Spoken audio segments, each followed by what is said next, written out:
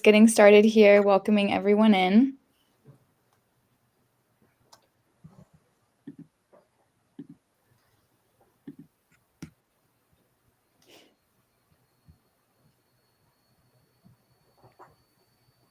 As everyone comes in, feel free to message where you're tuning in from.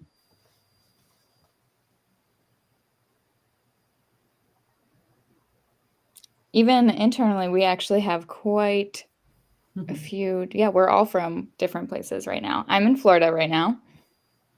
I'm in Charlotte, North Carolina. New York, New York. Denver, Colorado. See, diversity of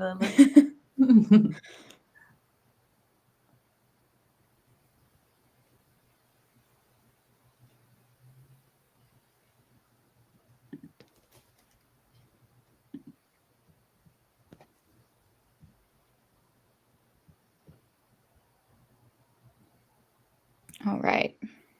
I see people are starting to come in here.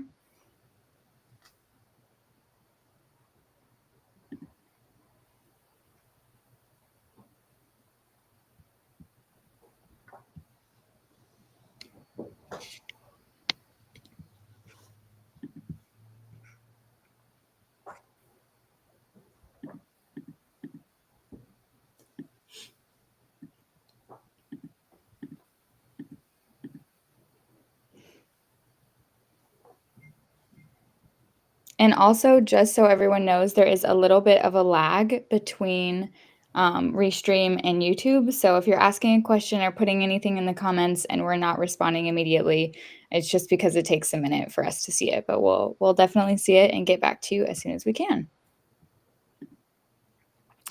All right. That said, I think we'll go ahead and start since we have quite a lot to cover today. So first of all, I just wanted to say welcome to everyone coming in. We're going to talk today about your elevator pitch and how to refine it.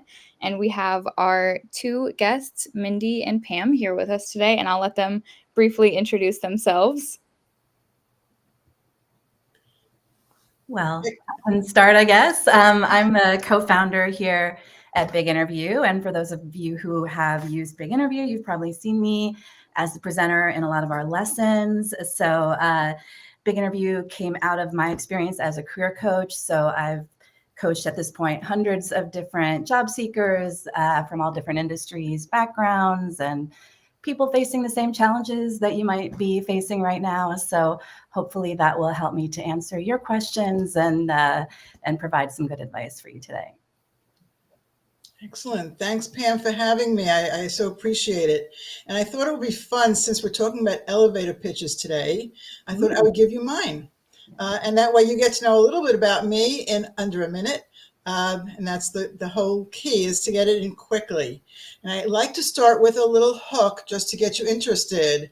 And so, did you know that over 87% of recruiters use LinkedIn to find their candidates? So that means that if you're not on LinkedIn and you're not using it properly, you're missing out on huge opportunities. I'm Mindy Stern. I help people get visible on LinkedIn. That's what I do. And recently, I had a new client who came to me who was just desperate. He had been applying and applying for over a year and had applied to over 500 jobs and never was getting any responses. He felt invisible. We started working together, and within 3 months, he had not one, but 2 job offers. So if you want to start getting visible on LinkedIn, come find me there. I'm there every single day. Follow me, say hi, connect, whatever you'd like to do. But I'm here to help you get visible on LinkedIn. And that's my goal. That's what I love to do. And I'm happy to answer any of your questions today. And I'm so thrilled that Pam asked me to be here with you today. Welcome. Yay. Thank you, Mindy. That was a great introduction. Excellent. And that's where I found Mindy on LinkedIn. So, we know that her techniques work. So, yeah. Yes. And then I will also be the moderator today, so I'll be walking through the chat. And then we also have Abby here today that is joining us, and she'll be handling the Big Interview aspect of our call today. All right. So we can go ahead and go over what we'll be talking about. Let's go through. All right, so today we're going to be covering the most common mistakes people make in elevator pitches, a sample elevator pitch formula, how to showcase your strengths and sell yourself in your elevator pitch, how to be or at least sound confident in your delivery, how to practice your elevator pitch, and then at the end, we'll cover an Ask Us Anything section. So we'll jump right into this. We have a lot to cover today, starting with the most common mistakes in elevator pitches. So we have a few here that we've talked about before this call that we think were important to talk about, and I'll go through each one and then let Mindy and Pam discuss why those are big mistakes. So the first one here is thinking the elevator pitch is the same as tell me about yourself. I think this is a good place to sort of establish that there are different kinds of elevator pitches for different occasions, right? So if you have listened to some of the advice on Big Interview, one of the things we talk about is that your answer to a question like tell me about yourself, which you're going to get in pretty much every interview, should be a form of an elevator pitch, right? But it's not necessarily the formal elevator pitch that people are talking about when they tell you you should have a 30-second pitch for networking. There are a lot of different types of elevator pitches. There's everything from the very conversational, run into somebody, at an event and they ask, hey, so what do you do? And you have to sort of give them a quick overview. There's the job interview version. And then of course there's the original version, which was to be able to pitch your company to an investor in an elevator in the brief amount of time it takes to get from one floor to another. So it's important to know the different kinds of elevator pitches and how to adapt it a little bit for the different occasions and your goals. So I think that's important. And we can talk about the different types depending on what people have questions about. So just one thing that I want to add to that. Think of the elevator pitch should be 30 to 60 seconds max. It's got to be under a minute. If you picture yourself in an elevator, it's got to be the amount of time you can get from the ground floor to, let's say, the 10th floor. That's it. The tell me about yourself in an interview, you have so much more opportunity there. You're looking probably 1 to 2 minutes, right? You have more time, more opportunity. So the elevator pitch has to be much more concise. And that may need a little work on your part. Concise is always much harder than shorter is harder than longer a lot of times. It is, yes. And the second one that we'll go into is starting too far back in your work history. So exactly what we were just talking about here with keeping it short versus long. Yes, this is one that I see all the time with coaching clients and Big Interview users too, which is when we're doing this in the form of the job interview, the tell me about yourself, even though you do have a little bit more time than some of the other types of elevator pitches, that doesn't mean you have time to go back to the very beginning of your career.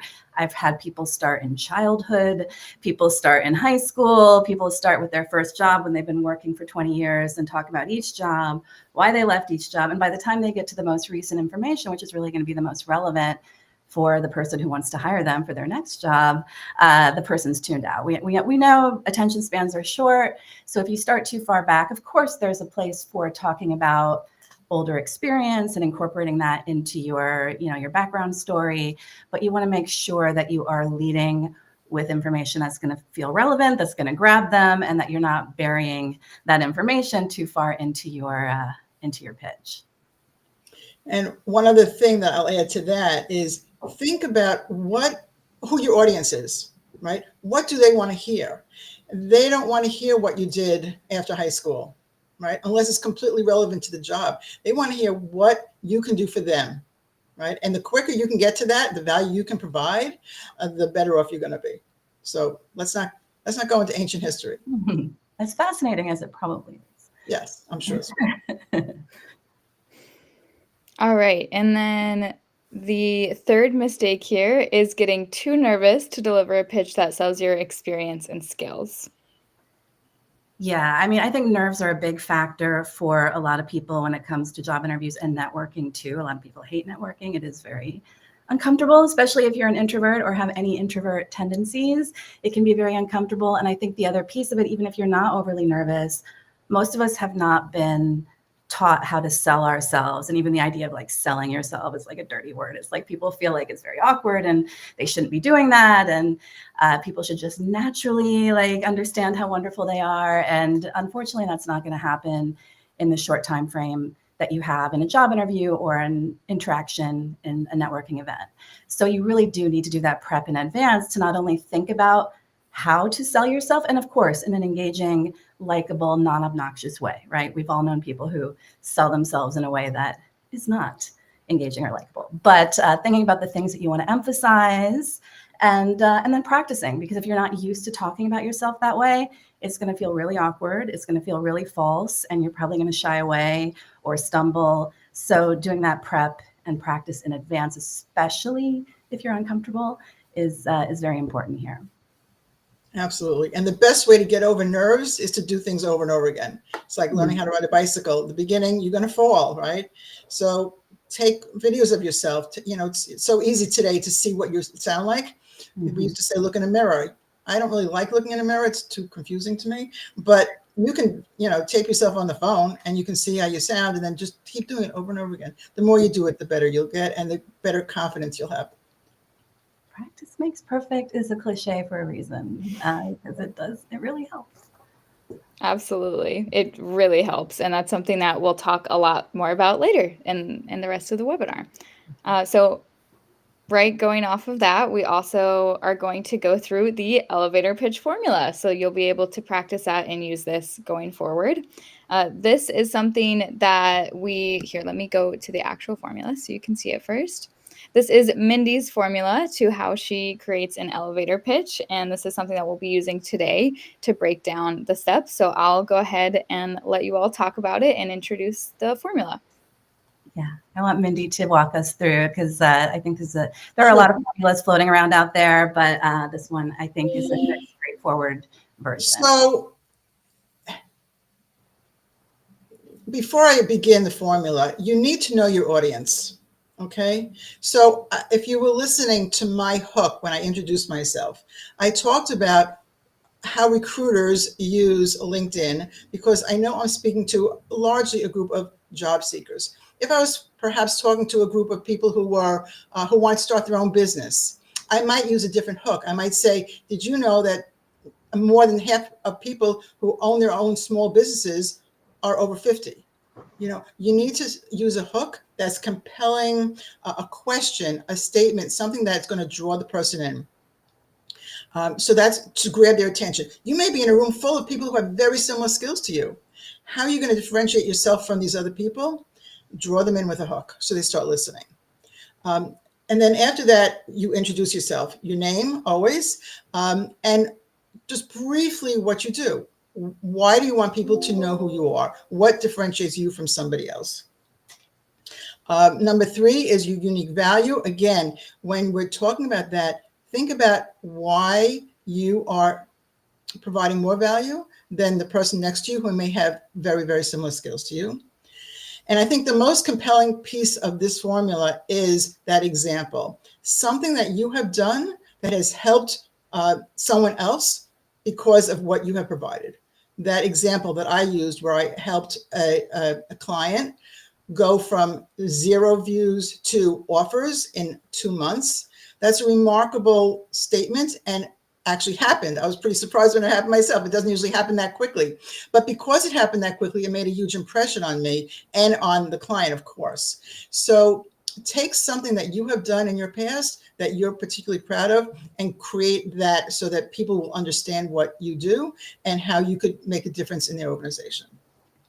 And then at the very end, a call to action. That's always important. What do you want them to do? Do you want them to call you? Do you want to set up a meeting with them? Do you want to set up a lunch date or a coffee date or a virtual coffee?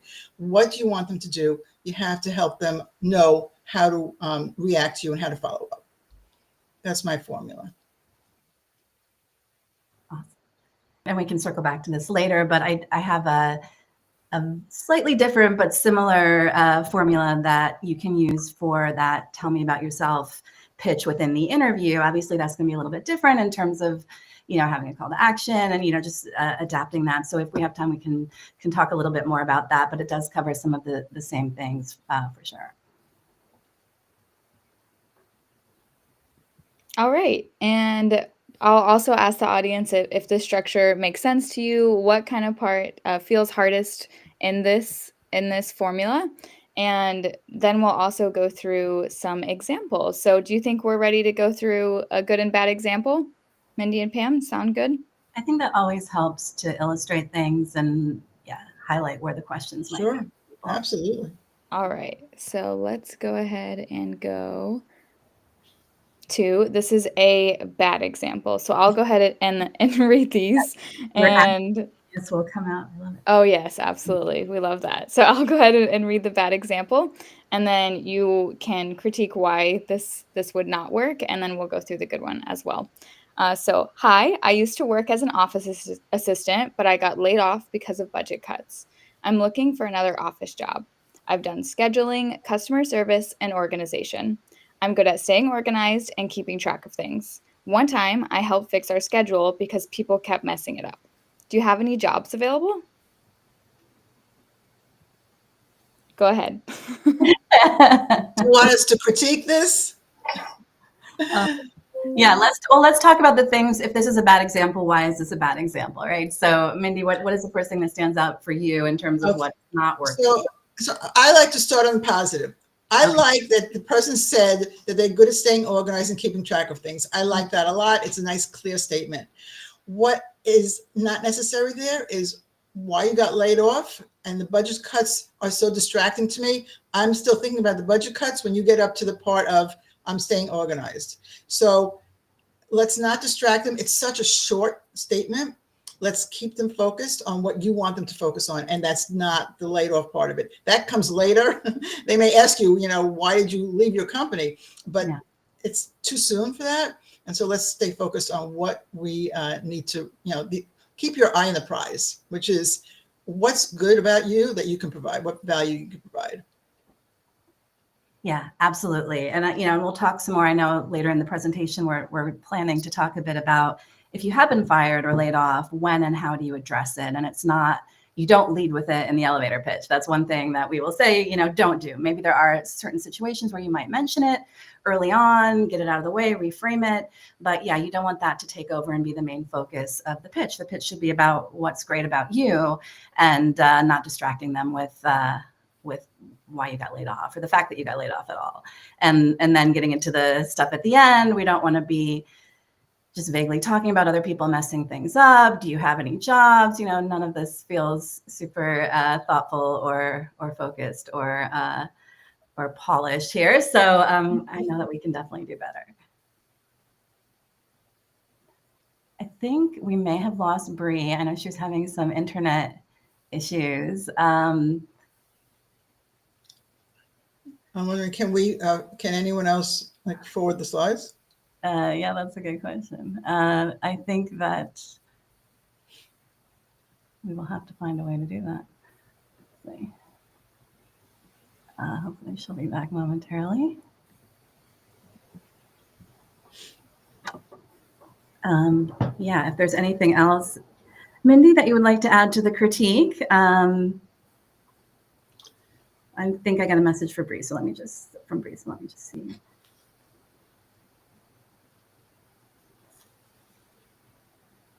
Well, building suspense for the good version. I was wondering if I could help, I didn't see a way to forward the slides on my end. Sorry, guys. You can, Abby?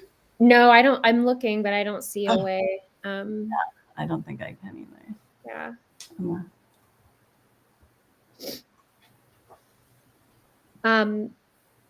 I mean, I was going to try to come up with some really creative ideas, but then I'm just wondering if there she is. There she is. Yeah, these things do happen. Bree was worried about this right beforehand. It would happen at the worst possible moment. Okay. I blame Florida. Yes, internet in Florida. Sorry about that. All right. Yes, so I'm guessing we went through all the bad points of this. Yes. Okay, great. Yes. All right. Let's see here. Okay, perfect. So now here is a good example. So I'm going to go through the same way and read this off and have them break it apart. So using the formula that Mindy covered earlier, I have, hi, I read about Fargo Construction Company and the administrative assistant role and wanted to introduce myself because I think I'd be a great fit for your team. I'm Brianna, and I've spent the past 5 years as an office assistant, keeping operations running smoothly through the entire organization, scheduling, and customer service. I'm highly detail-oriented and great at handling administrative tasks like matching invoices, organizing project files, and making sure everything stays on track. Plus, I'm proficient in Excel and Microsoft Office, so I can hit the ground running with spreadsheets and data entry. In my last role, I streamlined our tracking system for incoming invoices, which reduced errors and made it easier to keep financial records accurate, something I know is important to construction projects. I'd love to learn more about your team and how I could contribute. Are you available to chat later today? Right.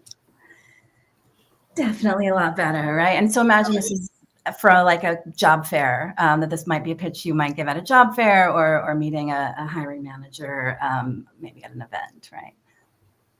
What I love about this one is how the individual connected the dots for the person they're speaking to in the end. So in the success story, she told her success story and then said, it's easy to keep financial records accurate. Something I know is important to construction projects, tying right back to their sweet spot where their pain point might be, which is so important because this is a construction company. So I thought that was very smart and very good use of time. Very, very nice. Thank you. And Any other? Talking about the 5 years and talking about some of the things that were done during those 5 years. So instead of walking through every job, and there may be situations where it would make sense to walk through in more detail a particular job and what you did in that role or your accomplishments in that role. As you'll see, a lot of this will vary a bit based on where you are in your career, what you've done, how similar your most recent roles are to what you're looking for. So there is some variation there, but I think this is a really good example that most people can understand. Most people know what an administrative assistant does and what makes a good one. And I think it's helpful to see an example where someone can sort of sell themselves for that type of role. Absolutely. And I'm not sure if this was covered when I went out there for a minute, but something else that I wanted to talk about that we saw as a difference between the last example and this one is that this one does not mention them being laid off. And is that something that they should mention in their elevator pitch? Yeah, well, I'll say, my thoughts on this. So I think if you're just meeting someone like at a job fair, in most cases, it's not necessary to bring up that you've been laid off, and especially not to lead with that and make it overly emphasize it too much. I will say, when it comes to answering a question in an interview, like tell me about yourself or walk me through your background, it sort of depends, right? So I think sometimes I talk about it as this idea of if there's an elephant in the room, sometimes you want to address it and reframe it in the way that you want them to see it, right? So sometimes if you have a gap since your last role, it's obvious that you were laid off or that something happened. And so sometimes it does make sense to address that early on in the answer to tell me about yourself. There are ways to do that. You don't want that to be the first thing. You don't want that to be the main thing. You want to also talk about your strengths and you want to describe being laid off in a neutral way. So there's a lot of sort of best practices around that. There are times when it would make sense, but you always want to be careful not to make that the focus of any pitch. And for something like this, for a networking pitch, I probably wouldn't get into that. I would keep the focus very much on my strengths and my experience. I agree. We want to reel them in before we tell them the other stuff. The hook. Mindy loves the hook. Let's hook them. We want to hook them. We want them to want you so badly that they won't care about everything else. Yeah. Absolutely. And definitely getting people hooked in is a great way to do it. And I think something also that we covered earlier, which was the difference between an elevator pitch and tell me about yourself, is at the point where you're answering, tell me about yourself, they'll have already seen your resume and have known that. And this is something that's very different between those two examples. All right. Then let's move on to the next slide. So this one we just covered this one. Do you need to mention being fired or laid off? Yeah. And next up, we have how can job seekers sell themselves in their elevator pitch? So we covered the formula, but how specifically, either using that formula or different things that they can do to basically make sure that the employer knows that they're the best person for this role, or just in general, someone that they should be working with. Well, a couple of things I'll mention and let Mindy add to that. But I think, one thing is, take the time to research the role, look at the job description as much as you can, and tailor the strengths that you're selling or focusing on in your own background to the things that they're looking for, the things that they need, right? So making sure that you're making it as relevant as possible, that will really help to connect with the recruiter or the hiring manager. The other thing that I think a lot of people have trouble with is people are self-deprecating by nature. I think a lot of us have been conditioned to be modest and aw shucks, don't brag about yourself. So I think that's one of the things to think about. You may have to push yourself out of your comfort zone a little bit to do that. And that doesn't mean you have to say I'm the greatest that's ever lived at this particular skill, but owning your accomplishments, owning your strengths, and not just hoping that they figure it out from your resume. And again, that can be hard to do without a little bit of practice. One little technique that I think helps people who are more on the modest side is sometimes it can help to quote somebody else. So if you mention, oh, my manager said it was the most successful project, blah, blah, blah. So sometimes quoting someone else can be a way, or quoting some sort of external credibility indicator like an award or a promotion. Those are ways to make it very clear that you're amazing at what you do without saying it in so many words. So I'll agree with everything Pam said. One thing I'll add is before you even get near your elevator pitch, you need to kind of do a little self-reflection. And we do that with a self-assessment so that you know where your strengths lie. Take a look at the things that you love doing at your job. Take a look at the things that maybe people applauded for you in your former review, in your past reviews. These are things that you should be having because we're going to need those as you move into interviews and further along the interview process, so that you know what your strengths are and what you can actually sell. If you don't know what you're selling, then it's very hard to put it into a format. So start a list, things that you love to do, things that you don't love to do, things that you're really good at, things that people have said to you in the past. Hey, Pam, you're really good at organizing all these great events. Whatever people have said to you, jot all that down so you can use that in the future. And then you can start building your elevator pitch, what you're going to say about yourself. It'll make it much easier for you to talk about something that you're comfortable with. If you talk about something you love, it'll be much easier, and you'll start building your confidence as you do it more and more and more. Yeah. I do find sometimes I have to pull this out of my clients, right? And they know it. They know they've been told they're good at certain things, but just the act of saying it feels uncomfortable until you say, no, just say it, just, so I think that reflection really does help a lot. And Mindy did cover a little bit of this already, but the next question that we have here is how can you be or sound confident, at least in your delivery? Practice. I'll start with this one. Okay. When I first started doing a lot of training, I was a huge introvert. I did not like to speak in front of crowds. But here's something I found out. If you know your material really, really well, then you can sound confident. If you don't know your material really well, I once did a training on a system conversion, and I was learning the system as everyone else was. It was really hard for me. But if you do something that you know really well, like, the thing I work on every day is LinkedIn. I can talk about LinkedIn forever to anyone because I love it and I know it and I feel comfortable there. So how do you sound confident? When you know your material. And if you know yourself, and let's go back to the statement we said earlier, you've got to be able to think about what your value is. What value are you going to offer to this new employer or to this networking group or whoever you're talking to?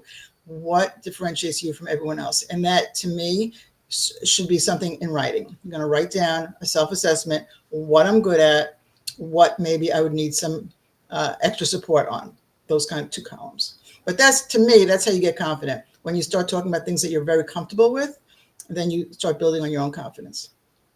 Yes, 100%. And practice. Practice is, I know I sound like I'm just keep repeating that, but it really does make such a big difference. I see this with coaching clients all the time where just practicing a few times really helps, even with very subtle things like pace of speech, use of filler words, body language, because those are all kind of small things that can undercut making a confident impression. So if you're slumping or you've got your arms crossed or you're not smiling or you're talking too fast, these are all things, of course, everyone knows the dreaded ums, those people who have so many ums that it becomes distracting and you no longer know what they're saying. You're only focusing on how many ums have come out since the last answer.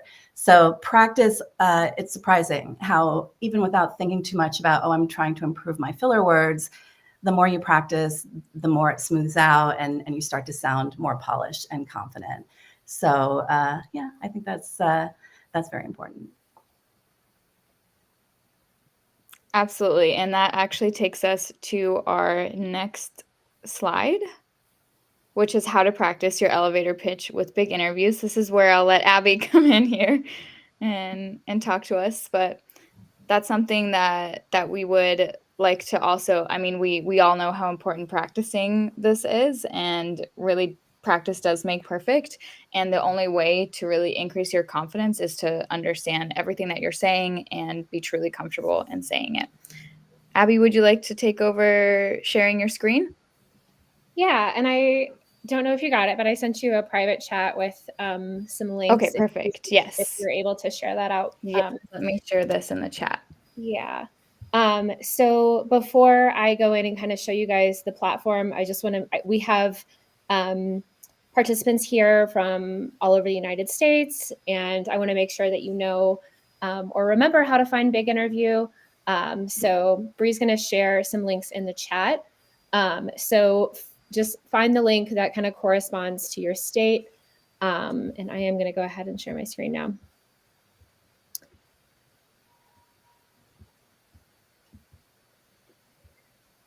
I am very used to Zoom. So if I'm sharing my screen and someone's noticing that they're not seeing what I'm sharing, please let me know. So you should be seeing a screen right now that says user guide. So somebody let me know if you don't see it.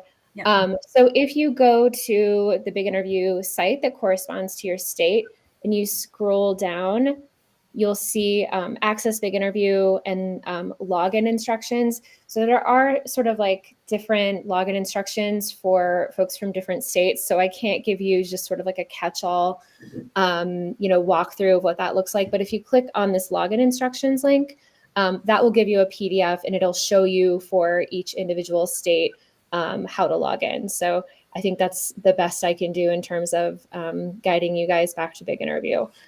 Okay, so I'm gonna share a different tab, which hopefully, and now you guys should see a tab that says Hello Abby. So someone let me know if you don't see that. There are a lot of ways to use Big Interview, but just to kind of specifically talk about how to prepare for elevator pitch, since that's the topic of this webinar, we do have an area of the site where you can practice your elevator pitch. And you will want to go to this tab practice in order to get there and click on practice sets. Oh, just kidding. I have to log in.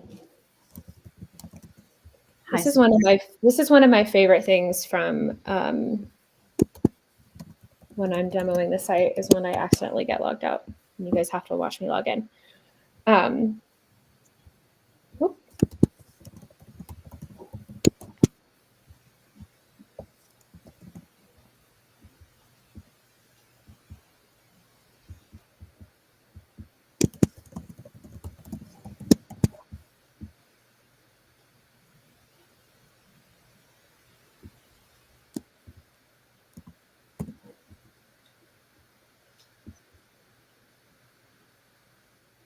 Here we go. Okay.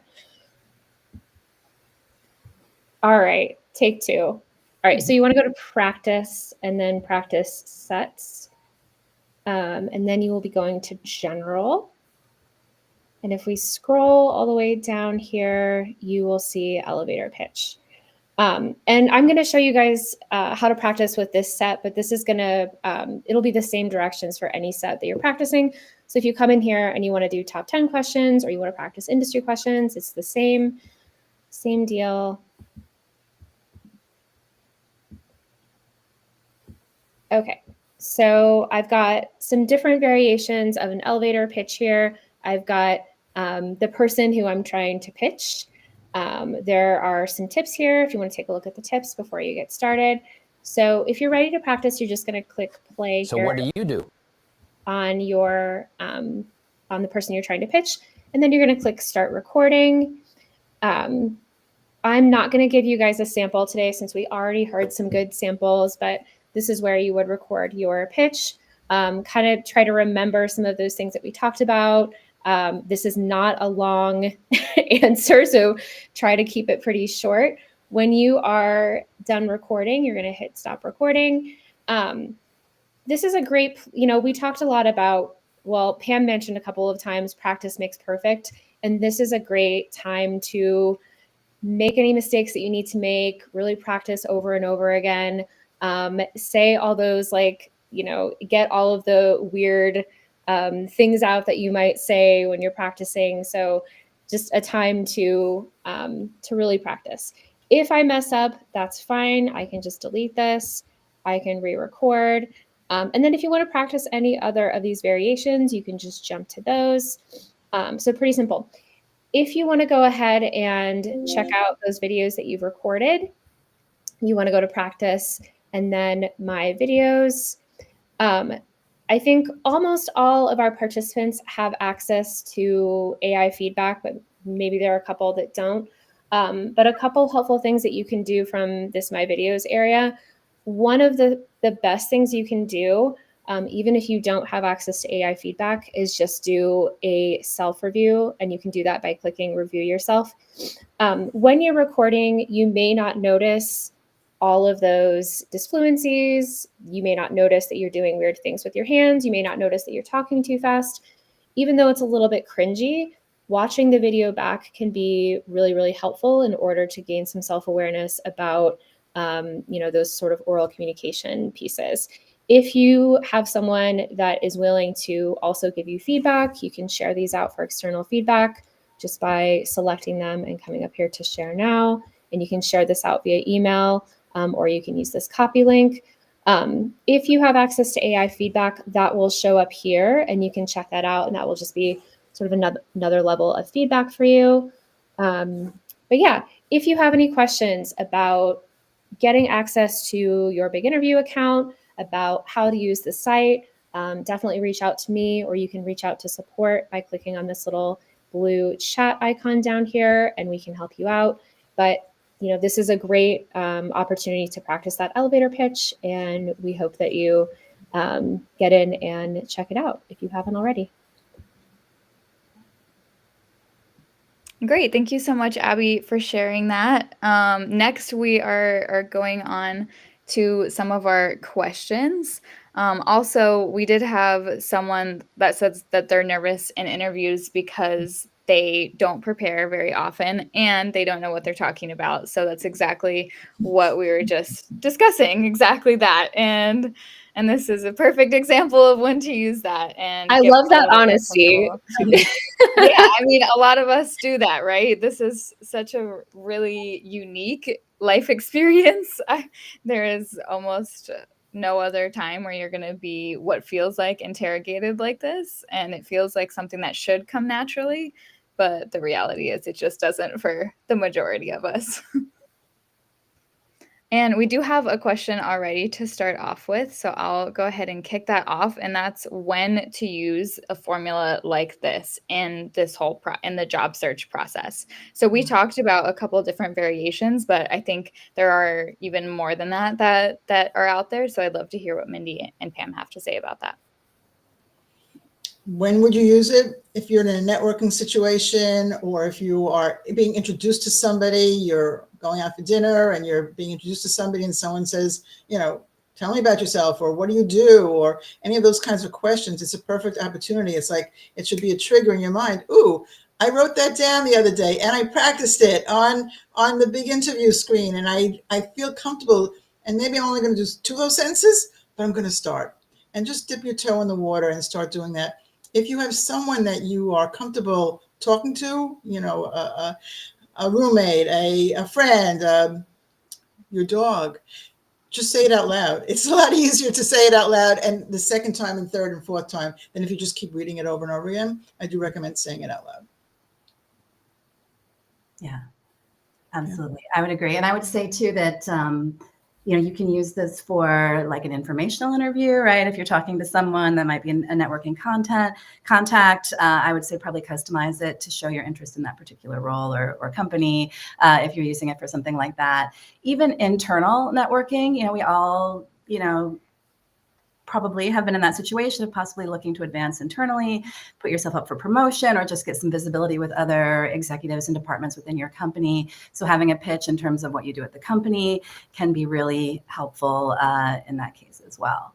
So I would say using this format. And then, in terms of the job interview format for the pitch, for the tell me about yourself, we can talk about that 3-part model if we have time, or if there's interest in that. But you might do that a little bit differently. And I just want to jump in here and say that the answer builder and Big Interview is a great way to use some of those formulas and make sure that you are sort of like planning that out. And I could even see that you could save different versions of pitches in the answer builder for different situations. I happen to love the answer builder, and I'm always like trying to get people to use it. And so having those different like frameworks and formulas that are sort of in your head for when these, if these situations just come up, or if you're in an interview, I think that's super helpful. Yeah, and they just kind of walk you through step by step, right? Like in terms of the step for, so we have a tell me about yourself answer builder. We have an answer builder for behavioral questions. So anytime they ask you, so tell me about a time, so to build out your stories for those, even for, your answer to something like, what are your greatest strengths, or why should we pick you, or what makes you a great fit for the role? So those are, things that sometimes people don't realize that we have that can be really helpful in terms of just sort of thinking through how you want to answer some of these common questions that you're definitely going to hear in your interviews. I think it's so amazing that you have that platform, that everyone on this call has access to that platform. I think it's an amazing tool, and I hope you're all using it. It's really, really great. Thanks. Thank you, Mindy.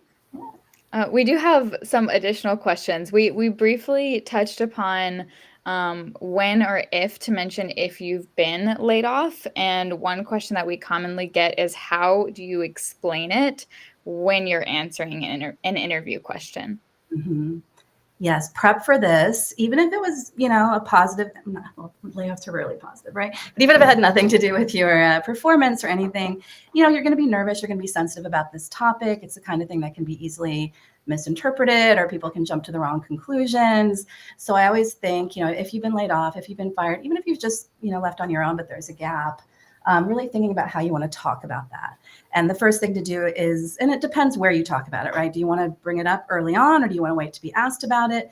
Kind of depends on the circumstances. But in any case, you do want to explain the reasons behind the departure, and as neutral a way as possible, not overly negative, not overly defensive. Don't try to gloss over it and pretend it didn't happen, because that can read as you hiding something. But just think about how you can describe it in a way that feels neutral, matter of fact, concise. Don't belabor the point. Don't keep repeating yourself.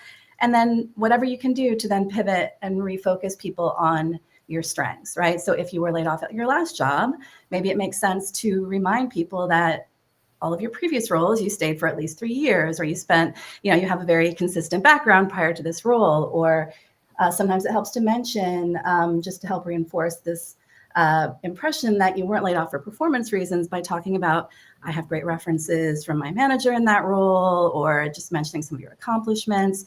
So whatever you can do to pivot to the positive after explaining. And, if you don't explain, then they are probably going to assume something worse than what actually happened, honestly. I'm going to just give you something really simple to remember. If you can separate facts from feelings, you're already 100 feet ahead of everyone else. We need to deal with our feelings separately. Yes, I was laid off also. It felt like a punch in the gut. I got it. I've been there, done that. I know it. That has no place in an interview.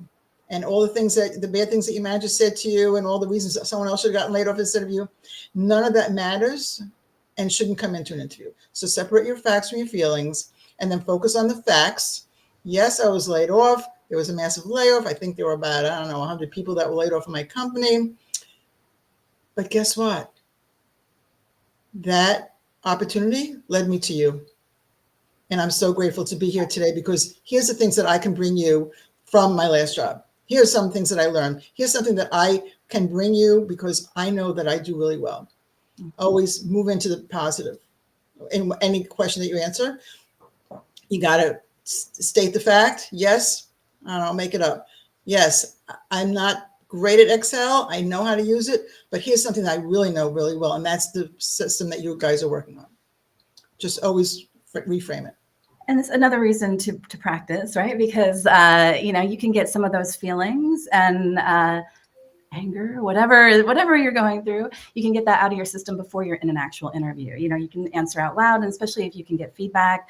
I would say I do feel like sometimes with my clients, it's a little bit of that listening to them and letting them rant a little bit first so they can get it out of their system and be able to, to process everything and move on to being able to answer in a more just professional and neutral way, because it's natural to have feelings, especially if you were laid off for reasons that were unfair or if you were dealing with a toxic environment. But unfortunately, that the interview is not the place to get into the details of that, because it can detract from your actual skills and experience. We have one more question here that it looks like a couple people actually have, a little bit different from being laid off, a different topic, but it's about dealing with ageism. So a couple people have pointed out that they have practiced and they feel ready to go, but in their interviews, they feel like they're dealing with some ageism, and they would like to know how you would approach dispelling that. Wow. Ageism is alive and well. Just so you know, it exists. And especially when you're sitting in front of someone who's interviewing you and judging you, who's 20 or 30 years younger than you, right? It can become daunting. I get that. I think the best thing to focus on is that your experience brings you to this point in your life, that you're here, and something about your resume struck a chord with them. And you could even ask them, so what about what about my resume brought me here to you today? So you can start hearing what they really valued about you, and then you can build upon that. I like that technique, asking about that, because you may not know why you were brought in. They probably brought in another 5 candidates, but focusing on what your experience can bring is important. You have something that they don't have, and that's years of experience. Don't go back 20 years in your resume. Hopefully your experience is relevant enough that you can bring it to focus on what's relevant to them, what's in it for them. And always remember that as well. And something to think about, and of course, it's not great that there's bias out there and that we have to do this, but sometimes it's useful to think about, well, why might they be biased against an older candidate, and try to proactively counter that. So some of the things that people will say when they're admitting their bias is, oh, well, an older candidate may not have the tech skills that we need. They may not be up to date, or they may not be as energetic, or they may make too much money. That's a whole different thing. But so sometimes I think being sure to highlight your most recent experience and show that you're out there kicking butt. It's, you're not like out for retirement anywhere, mentioning tech skills, mentioning that you're up to date on the most current things in the industry, and bringing that out so that they don't have to guess and they can't rely on whatever biases might be their natural reaction. And, sometimes it makes sense to do what you can to present yourself in a younger way sometimes. I'm not saying go crazy. I've had some clients who went, should I dye my hair? You know, like, you don't have to go crazy, but I think that sometimes, actually I've had this with younger candidates too, who wanted to look a little bit more experienced, and how they present themselves just in terms of body language and what you wear and things like that, while still being yourself. I think sometimes that can help you feel more comfortable as well. And I also wanted to point out that there is a lesson in Big Interview on handling illegal interview questions. So Mhm. if you feel like you are being directly asked anything that is inappropriate, I would definitely recommend looking at that lesson, because it'll teach you some ways that you can answer those questions, those inappropriate questions, for sure, that you should not be getting. Mhm.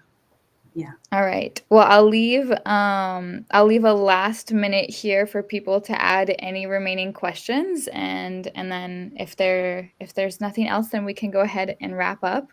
While we do that, I just wanted to say thank you to everyone who came in here today. I know we had a lot of technical difficulties at the beginning with the link, so thank you so much to everyone who is here now. It looks like so many people were able to access it afterwards. So that is great. And we will be sending you the recording that of the part that you missed. So don't worry about that at all. We'll be sending a follow-up email with the link, so you'll be able to watch the full recording, and also be sending out those links that Abby was talking about in that email. So you'll have a direct link, so you can go in and practice your elevator pitch after this session. Let me just make sure.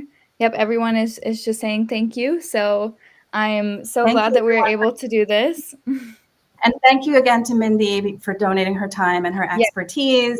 We all work for Big Interview, the rest of us. Mindy was kind enough to come and be our guest expert today, and we really do appreciate that. Well, thank you so much for having me. It was a joy and an honor, and hopefully we'll see you all around LinkedIn. Yeah. Yes. Absolutely. Thank you, everyone. Thank you, Thanks, everyone. everyone.